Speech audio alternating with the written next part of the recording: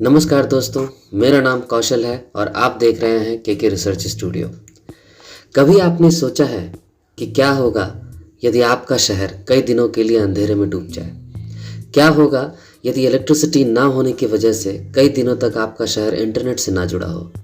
क्या होगा यदि पेट्रोल प्राइसेस इतने ज़्यादा बढ़ जाएं कि पूरा का पूरा सप्लाई चेन एसेंशियल गुड्स का ठप हो जाए या अचानक से बहुत ही ज़्यादा महंगा हो जाए?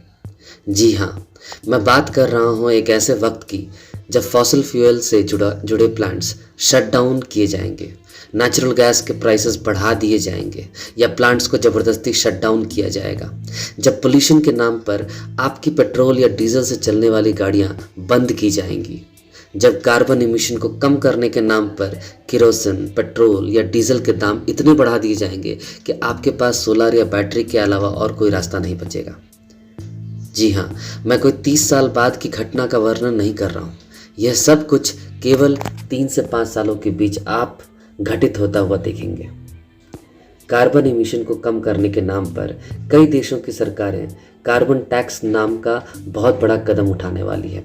कार्बन टैक्स, दुनिया के कुछ एलिट्स ने यूएन कॉन्फ्रेंस में जाकर यह एजेंडा सरकारों को दिया कि कैसे वह कार्बन इमिशन को कम करे। वीडियो के आगे के भाग में आपको प्रूफ्स पे मैं दूंगा।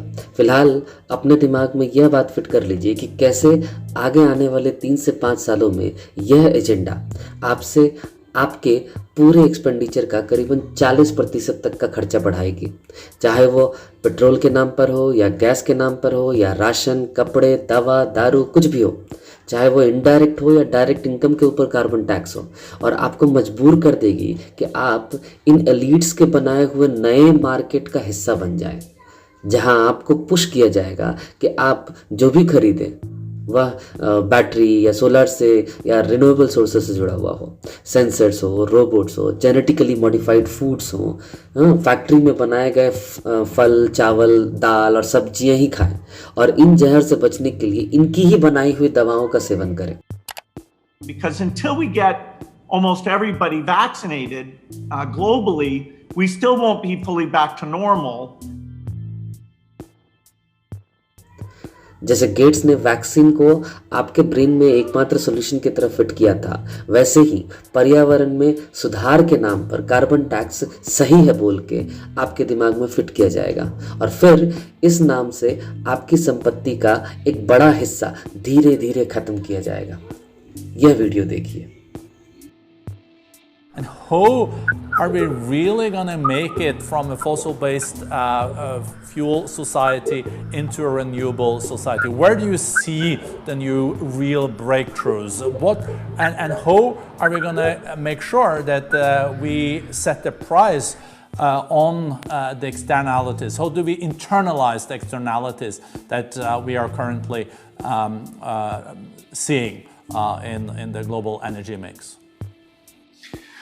Well, the rich countries have to play a central role, both funding R&D and having policies. In some cases, carbon taxes will be used to drive the demand for these clean products.